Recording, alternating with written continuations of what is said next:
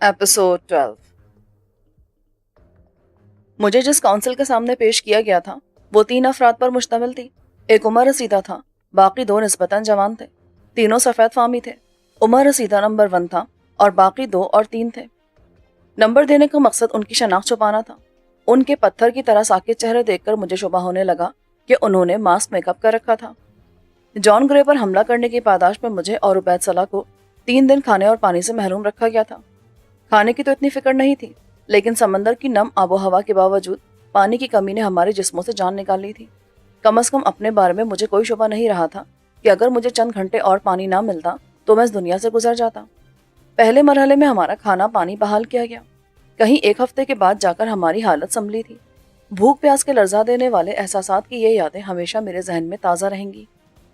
ये 10वां दिन था जब सुबह नाश्ते के बाद हमें बाहर निकाला गया। हमें लचकदार हथकड़ियां पहनाकर एक बंद गाड़ी में कहीं ले जाया गया। जहां से हम बाहर निकले वहां सुर्ख पत्थरों से बनी वसी और अरीज इमारत थी, जैसे कि सिटी कोर्ट्स की इमारतें होती हैं।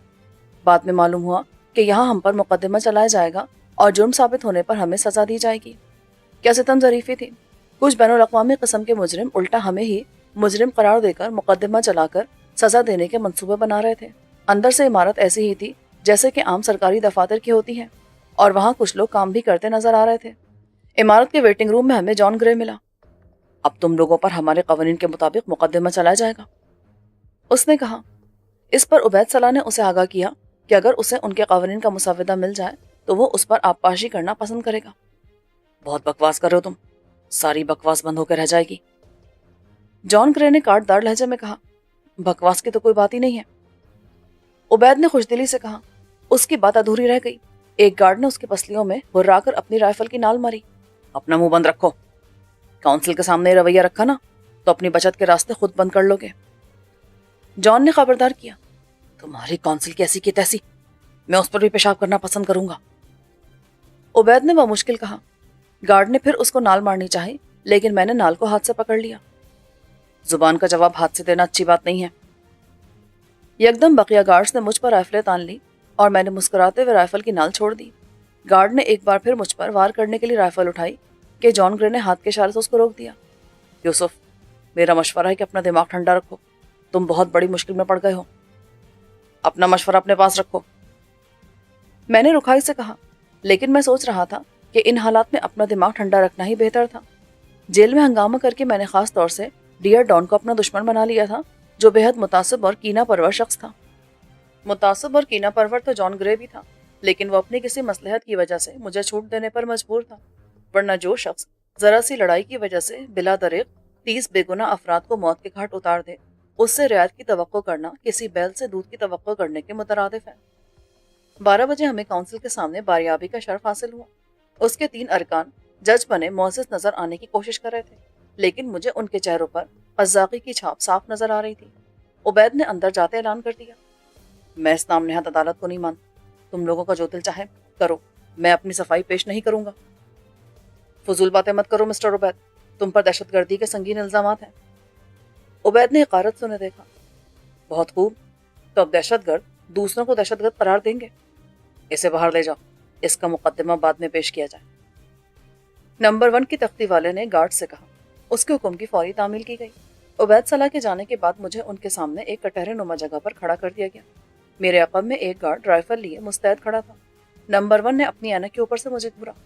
मिस्टर यूसुफ अली, तुम पर संगीन जराइम के इल्जामात हैं। पहले तुमने जजीरे की एक मोअज़्ज़ज़ शख्सियत मिस्टर जॉन ग्रे पर हमला किया और उन्हें यरगमाल बनाने की कोशिश की। तुम्हारा ये अमल एक मुजरिम और सज़ा याफ्ता दहशतगर्द की हिमायत में था, जो बजाय खुद संगीन जुर्म है। फिर दौरान हिरासत तुमने असलहा रखा और उस असलहे से मिस्टर जॉन ग्रे को जान से मारने की कोशिश की। खुशकिस्मती से वो महफूज रहे, लेकिन इससे तुम्हारे जुर्म की संगीनी कम नहीं हुई। तुम अपनी सफाई में क्या कहना पसंद करोगे? कुछ नहीं, सिवाय इसके कि तुम ये अदालत का ढकोसला खत्म करके हमारे खिलाफ जो तुम्हारा प्रोग्राम है उस पर अमल करो। लगता है मिस्टर यूसुफ, तुम्हें सजा से बचने से कोई खास दिलचस्पी नहीं है, नंबर 3 बोला। मिस्टर यूसुफ को यकीन है कि उनसे संगीन जराइम सरजद हुए हैं, इस बिना पर ये इंसाफ के अमल में शिरकत करने के बजाय उसका मजाक उड़ा रहे हैं, नंबर 2 ने कहा तो मैं हंस पड़ा। तुम लोग इंसाफ और अदालत की ABC से भी वाकिफ नहीं हो। अगर तुम लोग इंसाफ करना जानते तो दुनिया इस हाल में ना होती। बहरहाल بین الاقوامی سیاست سے مجھے کوئی دلچسپی نہیں ہے، اپنی ذات سے بھی نہیں۔ اس حد تک ہے کہ میں تمہاری دی ہوئی سزا سے بچنے کی ہر ممکن کوشش ضرور کروں گا۔ ہم سزا دینے کا اختیار اور اس پر عمل درآمد کرنے کی طاقت رکھتے ہیں۔ گویا مائٹ از رائٹ۔ جب تم لوگ اس اصول پر یقین رکھتے ہو تو یہ عدالت کا ڈرامہ رچانے کی کیا ضرورت ہے؟ ہم انسانی حقوق کا احترام کرنے والے لوگ ہیں۔ ہم کسی بھی ایسے کام سے گریز کرتے ہیں جس سے انسانی حقوق پر ضرب پڑے۔ اس وجہ سے تم جیسے مجرموں پر عدالت میں مقدمہ چلا رہے ہیں۔ انسانی حقوق کا جتنا احترام تم لوگ کرتے ہو اسے دنیا کے بہت سارے علاقوں کے لوگ تعمر یاد رکھیں گے، میں نے معنی خیز انداز میں کہا۔ بین الاقوامی سیاست پر بات کرنے کے بجائے بہتر ہوگا تم اپنی صفائی پیش کرو۔ نمبر 3 نے کہا، میں اپنی صفائی میں کیا کہہ سکتا ہوں سوائے اس کے کہ مجھے کچھ قزاقوں نے میرے بحری جہاز سے اغوا کیا، انہوں نے بم سے جہاز کو اڑا دیا اور 30 بے گناہ افراد کو قتل کر دیا۔ مجھے حق حاصل ہے کہ ان قزاقوں کی قید سے رہائی حاصل کرنے کے لیے جو بھی ممکن ہے کر گزروں، اور میں نے یہی کیا۔ اس جزیرے کے اپنے قوانین ہیں، اگر تمہیں کوئی شکایت تھی تو تم کونسل کے روبرو آ سکتے تھے۔ میں نے محسوس کیا کہ اگر کچھ دیر یہی صورتحال جاری رہی تو میں اپنا صبر کھو بیٹھوں گا۔ ان کی ڈٹائی قابل تعریف تھی، لہٰذا میں نے خاموشی اختیار کی۔ اس کے بعد وہ اپنے طور پر بولتے رہے لیکن میں ایک لفظ نہ بولا۔ تنگ آ کر نمبر 1 نے کہا، مسٹر یوسف، تمہیں 1 دن کی مہلت دی جاتی ہے، اگر تم نے کل تک اپنی صفائی پیش نہ کی تو تم لوگ مجھے طے شدہ سزا سنا دو گے۔ میں نے اس کی بات کاٹی، لے جاؤ اسے۔ نمبر 2 نے تیش سے کہا اور گارڈز مجھے باہر لے آئے۔ عبید باہر موجود تھا، اسے محافظ لے جانے لگے تو میں نے اس سے کہا، ان لوگوں کی بکواس خاموشی سے سنتے رہنا، یہ اپنی من پسند سزا سنانا چاہتے ہیں۔ تم نے بحث کی تو سزا ابھی سنا دی جائے گی، ورنہ 1-2 دن کی مہلت مل جائے گی۔ میں نے اردو میں کہا، اس لیے کوئی اور نہ سمجھ سکا۔ اس کے بعد گارڈز اسے کھینچتے ہوئے لے گئے۔ میں باہر رکھی بینچ پر بیٹھ گیا۔ اسی لمحے جان گرے نمودار ہوا۔ وہ مجھ سے ذرا فاصلے پر بیٹھ گیا۔ وہ خاصا ڈرا ہوا تھا۔ 2 مرتبہ قسمت نے اسے میرے ہاتھوں سے بچا لیا تھا۔ وہ تیسرا موقع دینے کے موڈ میں نہیں تھا۔ اس کے آتے ہی گارڈز بھی میری طرف سے چونکنا ہو گئے تھے۔ مجھے حیرت کا جھٹکا لگا جب جان گرے نے اردو میں کہا، یوسف، میں تمہیں اس مشکل سے نکال سکتا ہوں۔ اس کا لب و لہجہ اور الفاظ کی ساخت بگڑی ہوئی تھی۔ تم اردو جانتے ہو؟ تھوڑی بہت۔ UAE میں ایک پاکستانی سپروائزر خاصے عرصے سے میرے ساتھ رہا تھا، اس سے یہ زبان سیکھی تھی۔ اس زبان میں دنیا کی موسیقی کا سب سے عظیم ذخیرہ ہے۔ میں نے اسے حیرت سے دیکھا۔ تمہیں ہماری میوزک سے کیا دلچسپی ہو سکتی ہے؟ میوزک ساری دنیا کی ملکیت ہوتی ہے۔ تم لوگوں نے ساری دنیا کو اپنی ملکیت سمجھ لیا ہے۔ تم موضوع سے ہٹ رہے ہو۔ میں نے کہا کہ میں تمہیں بچا سکتا ہوں۔ نوازش ہوگی آپ کی، لیکن اس کے لیے تمہیں میرا ایک کام کرنا ہوگا۔ تم نہ صرف یہاں سے رہائی پالو گے بلکہ میں تمہیں وہ سب بتا دوں گا جس سے تم آج تک بے خبر رہے ہو۔ کیسے حقائق؟ میں نے تڑپ کر پوچھا۔ اس نے میری دکھتی رگ پر انگلی رکھ دی تھی۔ تمہارے پس منظر کے بارے میں، تم کون ہو، کس خاندان سے تعلق رکھتے ہو، تمہارے ماں باپ کون تھے، اور مجھے تو یہ بھی معلوم ہے کہ ان کے قاتل کون تھے۔ میرا جسم کانپنے لگا۔ بکواس کرتے ہو تم۔ یوسف، ایک معصوم بچہ بیک وقت اپنے ماں باپ سے کیسے محروم ہو سکتا ہے؟ کیا کبھی جمشید علی نے تمہیں بتایا کہ تمہارے ماں باپ کون تھے؟ نہیں، وہ ساری عمر تمہیں بہلاتا رہا ہوگا۔ تم یہ سب کیسے جانتے ہو؟ تم سب جان جاؤ گے بشرطے کہ تم میرے لیے کام کرنے پر آمادہ ہو جاؤ۔ کام کی نوعیت کیا ہے یہ میں تمہیں بعد میں بتاؤں گا۔ نہ صرف تم یہاں سے چھٹکارا پالو گے بلکہ ایک بہت بڑی رقم بھی حاصل کر سکتے ہو۔ کتنی بڑی رقم؟ اگر میں جان گرے کو بتا دیتا کہ میں اب بھی اس کاروبار کا قانونی مالک ہوں جو سالانہ کروڑوں ڈالرز کا نفع کما رہا تھا تو شاید وہ مجھے ایسی پیشکش نہ کرتا۔ اس کے نزدیک یہ بڑی رقم تھی لیکن میرے لیے نہیں۔ یہ اور بات ہے کہ میں نے کروڑوں ڈالرز کے اس کاروبار سے کبھی عملی واسطہ نہیں رکھا تھا۔ یہ علی میرین لائن کارپوریشن تھی جس کا کاروبار دنیا کے 54 بڑے ممالک میں پھیلا ہوا تھا۔ میرین لائن کی دنیا میں یہ ایک معتبر نام تھا۔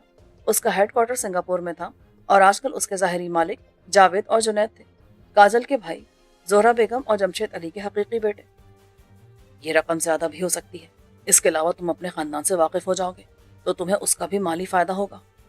جان گرے اس تہذیب کا نمائندہ تھا جس کے نزدیک محض مادی مفاداتی اہم رہ گئے تھے۔ میں جان گرے پر اعتبار کرنے کے لیے تیار نہیں تھا، لیکن نہ جانے کیوں میرا دل گواہی دے رہا تھا کہ اس کی بات میں کہیں نہ کہیں سچائی ضرور تھی۔ اسے آزما لینے میں کوئی حرج نہیں تھا، پھر وہ مجھے اس جنجال سے بھی نکال سکتا تھا۔ اوکے، لیکن صرف مجھے ہی نہیں بلکہ عبید صلاح کو بھی تم بچاؤ گے۔ یہ ذرا مشکل کام ہے۔ وہ متفکر ہو کیا؟ جیسے بھی کرو، یہ کام بھی ہونا چاہیے۔ اسے تم میری شرط بھی سمجھ سکتے ہو۔ اوکے، میں کر لوں گا. اب کام کے بارے میں بات ہو جائے. اس کے بارے میں ہم بعد میں بات کریں گے. یکدم وہ محتاط نظر آنے لگا.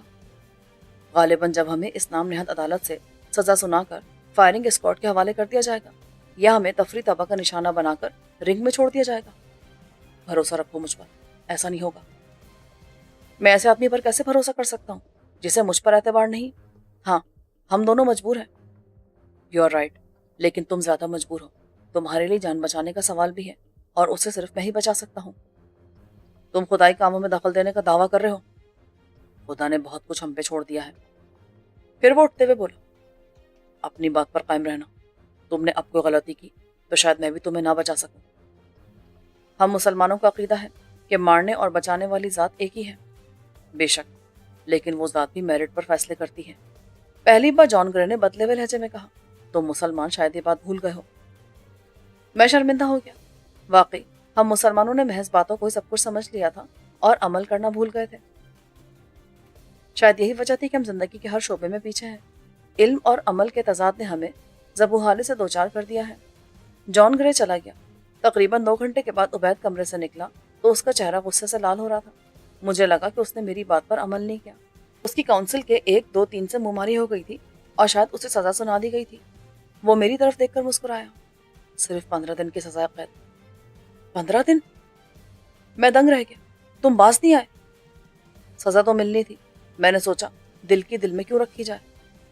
پر مہلت تو مل سکتی تھی نا. 1 2 دن سے کیا فرق پڑتا ہے؟ فرق پڑ جاتا ہے. ایک امید تو نظر آئی ہے. کیا؟ اس نے دلچسپی سے پوچھا. میں نے اسے جان گرے کی پیشکش سے آگاہ کیا. وہ سوچ میں پڑ گیا. پھر بولا، میں جان جیسے شخص پر کسی صورت بھی اعتبار نہیں کر سکتا. وہ تو مجھے بھی نہیں ہے، لیکن مجھے لگا ہے کہ وہ بھی پھنسا ہوا ہے اور اسے میری مدد کی ضرورت ہے، تو میں اس سے فائدہ کیوں نہ اٹھاؤں. کم از کم اس منحوس جگہ سے تو نکلیں. اس نے پرخیال نظروں سے مجھے دیکھا. ہمارے یہاں کہاوت ہے، شیطان بھی کبھی انسان کے کام آ جاتا ہے. جان گرے کسی شیطان سے کم نہیں ہے، لیکن اس وقت وہ ہمارے کام آ رہا ہے. دلدل میں گرنے والا یہ پرواہ نہیں کرتا کہ وہ جس چیز کو پکڑ کر باہر نکلنے کی کوشش کر رہا ہے وہ دراصل سانپ کی دم ہے. ہم بیک وقت ہنسے تو گارڈ سے ہمیں مشکوک نظروں سے گھورا. تم کیوں ہنس رہے ہو؟ ایک نے پوچھا. دراصل میری شادی ہونے والی ہے. تمہاری بہن سے. نہیں، اس سے میں شادی کروں گا. تمہارا سالہ یہ ہے. عبید نے دوسرے گارڈ کی طرف اشارہ کیا. دونوں کے ہی چہرے سرخ ہو گئے. وہ غرا کر ہماری طرف بڑھے ہی تھے کہ دوسرے گارڈ نے انہیں روک دیا. ہوشیار رہو، ہمیں ان سے محتاط رہنے کو کہا گیا ہے. بھونکنے دو انہیں. لیکن مشتعل گارڈز نے راستے میں بدلہ نکال لیا جب انہوں نے بیک وقت ہم دونوں کو کمر پر رائفلوں کے دستے دے مارے. گردوں پر لگنے والی اس چوٹ نے مجھے تڑپا دیا. عبید کی حالت بھی مجھ سے مختلف نہیں تھی، لیکن ہم نے درد برداشت کر لیا. ایک گارڈ گرایا. تیز چلو کتے کے بچوں، ہم تمہارے باپ کے نوکر نہیں لگتے. اپنی کوٹری میں پہنچ کر یہ خوشگوار انکشاف ہوا کہ غیر حاضری کی بنا پر ہمارا لنچ واپس لے جایا گیا تھا اور اب ہمیں رات تک صبر کرنا پڑے گا. پانی کو ہم نے صبر کے گھونٹ کی طرح حلق سے اتار لیا. ڈیئر ڈان ہم پر اتنا مہربان تھا کہ 3 دن کے فاقے کے بعد بھی اس نے خیال رکھا تھا کہ ہمارے معدوں میں زیادہ خوراک نہ جانے پائے تاکہ ہم ان عوارض سے محفوظ رہیں جو زیادہ کھانے سے پیدا ہو جاتے ہیں. کیا جان گرے؟ عبید نے کہنا چاہا تو میں نے ہونٹوں پر انگلی رکھ دی. پھر تقریباً اس کے کان پر منہ رکھ کر کہا، یہاں اس موضوع پر کوئی بات نہ کرنا. ممکن ہے ہماری باتیں کہیں سنی جا رہی ہوں. اس وقت یہ صرف خیال تھا جو بعد میں حقیقت ثابت ہوا. ڈنر کے بعد جب میں اپنی مختصر سی کوٹری میں چہل قدمی کر رہا تھا تب گارڈ نے دروازہ کھولا اور مجھے باہر آنے کا اشارہ کیا. کیوں؟ کیا بات ہے؟ یہ میرے سونے کا وقت ہے. سونے کے بچے، انچارج تمہارا انتظار کر رہے اپنے دفتر میں. اس وقت تم اپنی قبر میں بھی سو رہے ہوتے نا، تب بھی ہم تمہیں لے جاتے. تمہارا تعلق شاید گورکنوں کے خاندان سے ہے. میں نے باہر آتے ہوئے تبصرہ کیا. گارڈ نے مجھے خونی نظروں سے گھورا. بک بک کر لو، چند دنوں میں تمہاری یہ قینچی کی طرح چلنے والی زبان ہمیشہ کے لیے خاموش ہو جائے گی. میں ہنس دیا. یہ فرمان نام گارڈ خصوصیت سے ہمارا نشانہ بنتا تھا. اس بنا پر ہم سے سب سے زیادہ خار بھی یہی کھاتا تھا. اس کے ساتھ میں انچارج یعنی ڈیئر ڈان کے کمرے میں پہنچا. وہ ڈنر سے فارغ ہوا ہی تھا. اس کے سامنے گندے برتن پڑے تھے. ایک ہاتھ میں جام تھا. لگتا تھا وہ خاصی دیر سے پی رہا ہے. اس کی آنکھیں سرخ ہو رہی تھی. آؤ مسٹر یوسف، بیٹھو.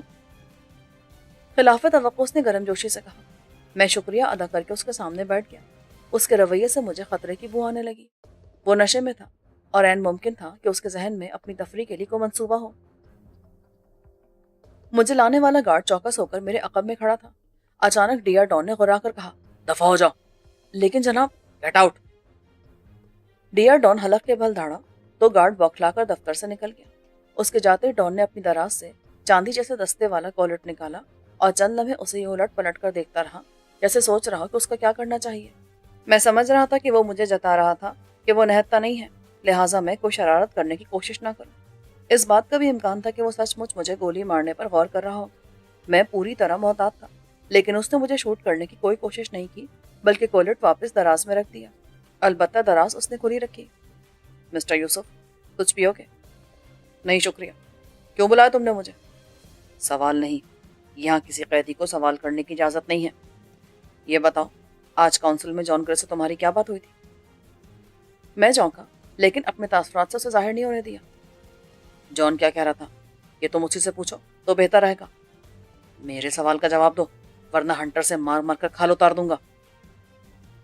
मैं चंद लम्हे उसे देखता रहा, फिर बोला, जॉन मुझे धमका रहा था, मुझे बुरे अंजाम से खबरदार करा था। बको मत, वो पूरे घंटे तक तुमसे बात करता रहा। इतनी देर तक कोई किसी को नहीं धमकाता। मैं और क्या बताऊं, इसमें बताने वाली कोई खास बात नहीं है। मैंने उकताहट का इजहार किया। वो तुम्हें किसी काम पर राजी करने की कोशिश करा था, उसके बदले वो तुम्हें सजा से बचाएगा ना? मैं क्या कह सकता हूँ? वैसे बाय द वे, ये खबर तुम तक किसने पहुंचाई? इस जजीरे पर होने वाली हर हरकत का मुझे इल्म जरूर होता है। मैं पूरे जजीरे का सिक्योरिटी इंचार्ज भी हूँ। ये गलत खबर है, जिसने भी दी है उसने तुम्हें मिसगाइड करने की कोशिश की है। लगता है तुम यूं नहीं मानोगे। जो बात मुझे पता ही ना हो वो मैं तुम्हें कैसे बता सकता हूँ? इस चक्कर में मत रहना कि जॉन ग्रे तुम्हें बचा सकता है। मेरा एक आदमी तुम लोगों के साथ था जब जॉन ग्रे तुम्हें तरगीब दे रहा था। वो तुम्हारी जुबान जानता है। मरवा दिया, मैंने दिल में कहा और मुंह से बोला। शायद उसे गलतफहमी हुई है। जॉन ग्रे मुझे अपने लिए नहीं, बल्कि तुम लोगों के लिए काम करने पर आमादा करने की कोशिश करा था। इस बुनियाद पर उसने मुझे माफ़ी दिलवाने की बात की थी। बकौल उसके, तुम लोगों को मुझ जैसे होनहार नौजवानों की अशद ज़रूरत है। तुम झूठ तो नहीं बोल रहे? हरगिज़ नहीं। ये बात तुम जॉन ग्रे से भी मालूम कर सकते हो। मुझे यहाँ लाने का मकसद यही था, वरना तुम भी जानते हो कि खलीज को डुबो दिया गया था, जिस पर मैं सफ़र कर रहा था। रास्ते में भी जॉन ग्रे ने मुझे तरगीब दी थी। मैंने महसूस किया कि डियर डॉन का शक कमज़ोर पड़ गया था। मैं अहमक जॉन ग्रे को दिल ही दिल में बुरा भला कह रहा था। उसने सोचने की जहमत गवारा नहीं की थी कि जिस तरह उसे उर्दू आती है, इसी तरह किसी दूसरे सफ़ेद फार्म को भी ये ज़ुबान आ सकती है, और वो गार्ड भी हो सकता है। तुम लोग उस ज़ुबान में क्यों बात कर रहे थे जो सब कॉन्टिनेंट में बोली जाती है? बस इत्तेफाक था। जॉन ग्रे ने इंकशाफ किया कि उसे उर्दू आती है, और फिर हम उसी ज़ुबान में बात करते रहे। देखो, अगर इसमें झूठ हुआ ना तो तुम्हारे साथ अच्छा नहीं होगा। अब तुम जा सकते हो। अब कौन सा अच्छा हो रहा है? मैंने खड़े होते हुए कहा। डॉन ने घंटी बजाकर गार्ड को तलब किया। इसे ले जाकर कोठरी में लॉक कर दो। उबैद सो गया था, लेकिन दरवाजा खुलने की आवाज़ सुनते उछलकर उठ बैठा। उसने जमाई लेते हुए कहा, आ गए तुम? क्या बकवास करा था वो मनहूस सूरज शराबी? बस पीछे पड़ा हुआ था, कह रहा था कि मैंने जॉन ग्रे से कोई डीलिंग की है, और वो मेरी जान बचाने की एवज मुझसे कोई काम करने को कह रहा है। जॉन ग्रे अपने बाप के काम ना है कभी। राइट, लेकिन ये बात उस डियर डॉन के बच्चे को कौन समझाए? ना समझे, हमारा क्या बिगाड़ लेगा? हमें तो वैसी सजा होने वाली है। सो जाओ, सुबह फिर पेशी है। मैंने कहा और खुद भी बिस्तर पर लेट गया। उबैद तो थोड़ी देर में खराटे लेने लगा, लेकिन मैं जाग रहा था। मुझे फिक्र लाक हो गई थी कि मेरे और जॉन ग्रे के दरमियान होने वाली बातचीत का उसके कानों में पड़ना कोई अच्छी बात नहीं थी। वो हमारी तरफ से मशकूक हो जाता तो जॉन ग्रे का मंसूबा यानी हमारी रिहाई खतरे में पड़ जाती। मैं सोच रहा था कि क्या जॉन को इस बात का इल्म है? कभी कभी आदमी जो सोचता है वह हैरत अंगेज तौर पर दुरुस्त निकल आता है। एकदम कोठरी के बाहर गैलरी में जलने वाली रोशनियां बुझ गईं। मैं जरा सा चौंका। मैं जब से यहाँ आया था, बिजली फेल होने का यह पहला वाक़या था। उसके साथ ही यह ख्याल मेरे जहन में आया कि जजीरे को कहाँ से बिजली मुहैया की जाती थी। क्या इन लोगों ने जजीरे परी को बिजली घर बना रखा था? और अगर बिजली घर था भी तो वो किस ईंधन से चलता था? आमतौर से बिजली घर रिवायती ईंधन यानी तेल, गैस या कोयले से चलते हैं। इस जजीरे पर आबी बरकाब के लिए डैम बनाने की कोई गुंजाइश नहीं थी। जैसे ही रोशनी गुल हुई, मुझे दरवाजे पर आहट महसूस हुई। किसी ने ताले में चाबी घुमाई थी। उस लम्हे रोशनी की लहर सी लहराई और मुझे जॉन की आवाज़ आई, यूसुफ, खामोशी से बाहर आ जाओ, आवाज़ मत करना। मैं उठा तो दरवाज़ा हल्का सा खुल गया था। جو میرے باہر آتے ہی بند ہو گیا۔ جان کے ہاتھ میں ننھی سی ٹارچ تھی، اس کے پاس کوئی کھڑا تھا، غالباً یہ ہماری بیرک کا گارڈ تھا۔ تالا اس نے کھولا تھا۔ جان کے اشارے پر میں آگے بڑھنے لگا۔ میرا دل تیزی سے دھڑک رہا تھا۔ کیا اپنے وعدے کے مطابق جان مجھے رہا کرا کے لے کے جا رہا تھا؟ لیکن میرا اندازہ غلط نکلا۔ کچھ دیر بعد ہم کیمپ کے اندر ہی درختوں کے ایک جھنڈ تلے تھے۔ ڈیئر ڈان کو تمہارے منصوبے کی بھنک پڑ گئی ہے، میں نے کہا۔ میں جانتا ہوں، وہ بےتابی سے بولا، اس لیے میں خطرہ مول لے کر تم تک آیا ہوں۔ یہ گارڈ میرا بااعتماد شخص ہے۔ شاید یہ بھی تمہاری خوش فہمی ہو، ڈیئر ڈان توقع سے زیادہ چالاک ہے۔ اس کے جاسوس تمہارے ارد گرد لگے رہتے ہیں۔ انہی سے یہ بات ڈیئر ڈان تک پہنچی تھی۔ نہیں، اس شخص پر مجھے پورا بھروسہ ہے۔ خیر چھوڑو، یہ بتاؤ کہ ڈیئر ڈان نے تم سے کیا بات کی تھی؟ وہ چاہتا تھا کہ میں اسے تمہارے پلان کے بارے میں بتا دوں۔ پھر تم نے کیا کیا؟ بتا دیا۔ کیا؟ احمق آدمی! میں نے اسے بتایا کہ جان گرے نے مجھ سے ایسی کوئی بات نہیں کی۔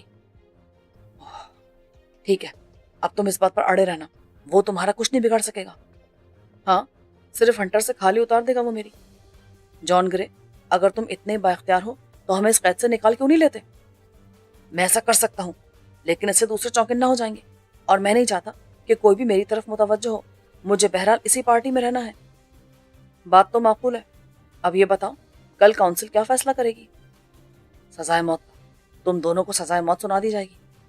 سزائے موت؟ میں اچھل پڑا۔ تمہارا دماغ تو صحیح ہے، مرنے کے بعد میں تمہارے کس کام آؤں گا؟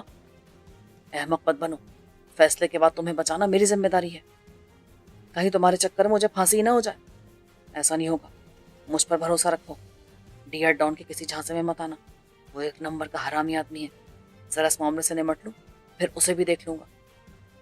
خیر حرامی تو تم بھی کم نہیں ہو، میں نے دل میں کہا، پھر منہ سے بولا، میں کوشش کروں گا، لیکن تشدد کے آگے تو پتھر بھی بول اٹھتے ہیں۔ اگر وہ تشدد پر اتر آیا تو میں کتنی دیر اپنی زبان بند رکھوں گا؟ آج بھی اس کے تیور خطرناک نظر آ رہے تھے۔ ڈونٹ وری، وہ اس حد تک نہیں جا سکتا۔ کاؤنسل کے فیصلے کے بعد تمہیں ایک اور جگہ منتقل کر دیا جائے گا، پھر ڈان تم پر تشدد نہیں کر سکے گا۔ صرف میں ہی نہیں، عبید صلاح بھی۔ تم خامخواہ دہشت گرد سے نتھی ہو رہے ہو، دفع کرو اسے۔ یہ ناممکن ہے، تمہیں ہم دونوں کو ہی بچانا ہوگا، ورنہ میرے تعاون کو بھول جاؤ۔ ٹھیک ہے ٹھیک ہے، میری پوری کوشش ہوگی، لیکن ایک ہی ڈرامہ دو افراد کے ساتھ ان لوگوں کو شک میں ڈال دے گا۔ کس قسم کا ڈرامہ؟ سزائے موت ہونے کے بعد تمہارے سامنے دو راستے رکھے جائیں گے، یا تو سزائے موت قبول کر لو، یا رنگ میں لڑ کر اپنی زندگی جیت لو۔ آج تک کسی نے پہلی تجویز قبول نہیں کی ہے، لہٰذا ہم بھی لڑ کر بچنے کی کوشش کریں گے۔ ٹھیک ہے، تمہارے مقابل ایسے لڑاکے بھیجے جائیں گے کہ جن سے لڑ کر جیتنے کا امکان نہ ہونے کے برابر ہو۔ ظاہر ہے، ورنہ تم لوگ اتنے اچھے تو ہو نہیں کہ کسی شخص کو آسانی سے بچ نکلنے کی سہولت دو۔ اپنے مجرموں کو کوئی بچنے کا موقع نہیں دیتا، حالانکہ سب سے بڑے مجرم تو تم لوگ خود ہو۔ میں نے تلخی سے کہا، مسٹر یوسف، اس قسم کی باتیں کر کے تم آنے والے وقت کو اپنے لیے اور دشوار بنا رہے ہو۔ میں نے اب تک آسان زندگی نہیں گزاری۔ میں اٹھ کھڑا ہوا۔ میرا خیال ہے کہ تمہاری بات ختم ہو گئی ہے، تو میں یہاں سے جاؤں اس سے پہلے کہ کوئی ہمیں آن پکڑے۔ کوئی نہیں آئے گا، یہ شرابی ڈان نام نہادی انچارج ہے، اصل میں سارے معاملات میں ہی چلاتا ہوں۔ تم تو بڑے پارسا، کبھی شراب کو ہاتھ بھی نہیں لگایا۔ مجھے یاد ہے، انجن روم میں تم ہر وقت شراب کے نشے میں دھت رہا کرتے تھے۔ مجھ پر شراب اثر نہیں کرتی، ہر شرابی یہی دعویٰ کرتا ہے۔ بکو مت۔ وہ بہنا کیا تھا؟ میں گارڈ کے ساتھ واپس آیا۔ جیسے ہی میں نے کوٹری میں قدم رکھا اور تالا بند ہونے کی آواز آئی، روشنی آ گئی۔ میں نے دیکھا عبید صلاح متفکر بیٹھا تھا۔ میں نے اسے سب ٹھیک ہونے کا اشارہ کیا اور بستر پر لیٹ گیا۔ اگلی صبح آنکھ کھلی تو ناشتہ لانے والا دروازہ کھول رہا تھا۔ عذرائے مہربانی گارڈ نے پہلے حوائج ضروریہ سے فارغ ہونے کی استدعا قبول کر لی۔ آج ناشتہ بھی کسی قدر پرتکلف تھا، مچھلی اور چائے کے ساتھ انڈے بھی تھے۔ سائز تو مرغی کے انڈے کا تھا، لیکن ان کی رنگت کچھ زردی مائل تھی۔ بہرحال تھا یہ کسی پرندے کا انڈا، کیونکہ رینگنے والے جانوروں کے انڈے اتنے بڑے نہیں ہوتے۔ کھانے میں بھی ان کا ذائقہ مرغی کے انڈے جیسا تھا۔ میرا خیال ہے یہ آخری کھانا ہے، سزا سنانے کے ساتھ ہی اس پر عمل درآمد کر دیا جائے گا، عبید نے خوش دلی سے کہا۔ ناشتے سے فارغ ہوتے ہمیں کوٹری سے نکالا گیا اور 4 گارڈز کی نگرانی میں ہم کاؤنسل کی طرف روانہ ہوئے۔ خلاف توقع آج ہمیں بند گاڑی کے بجائے کھلی جیپوں میں لایا گیا تھا۔ ہم دونوں کو الگ الگ جیپوں میں بٹھایا گیا تھا۔ حسب معمول ہمارے ہاتھ میں بندی ہتھکڑیوں کو باکس کے ساتھ لاک کر دیا گیا تھا۔ یہ بڑا اچھا انتظام تھا۔ جیپیں قصبے سے گزر رہی تھیں۔ مجھے پہلی بار قریب سے جزیرے کی آبادی کو دیکھنے کا موقع مل رہا تھا۔ यहाँ मकानात एक तरतीब से बनाए गए थे, जिससे टाउन प्लानिंग साफ महसूस की जा सकती थी। अजीब बात थी कि लोगों में हर रंग और हर नस्ल के लोग नजर आ रहे थे। उनमें अरब भी थे और अफ्रीकी भी, वस्त एशियाई बाशिंदे भी थे और मशरक़ बैत के बाशिंदे भी। उनमें शुमाली अमरीका के सफ़ेद फाम भी थे और जनूबी अफ्रीका के इंडियन बाशिंदे भी। लाजमन उनमें यूरोपीय अफराद भी होंगे। पूरे कस्बे में सिर्फ एक ही जगह बाजार नजर आया, जहाँ 2 दर्जन की लगभग दुकानें थी। जब जीपें बाजार से गुजरी तो दुकानों पर दुनिया का हर सामान नजर आया। मुझे वहाँ लोगों के चेहरों पर अजीब सी वीरानी और बेहिसी नजर आई थी। उनकी आंखें खाली सी थी, जैसे उनके जहनों में कोई सोच ना हो, बिल्कुल किसी रोबोट की तरह हो जो पहले से दिए गए प्रोग्राम पर अमल करता है। वो अपनी तरफ से सोचने से कासिर होता है, या कोल्हू के बैल की तरह जो सदा एक ही दायरे में गर्दिश करता है। मुझे भी ये लोग जीते जागते इंसानी रोबोट लगे। नीचे उतर आइए योर एक्सीलेंसी, गार्ड ने तंजिया लहजे में कहा तो मैं चौंका। उसने मेरी हथकड़ी हुक से खोल दी थी। मैं नीचे उतरा तो उबैद भी उतर आया। हमें काउंसिल की इमारत के अंदर ले जाया गया।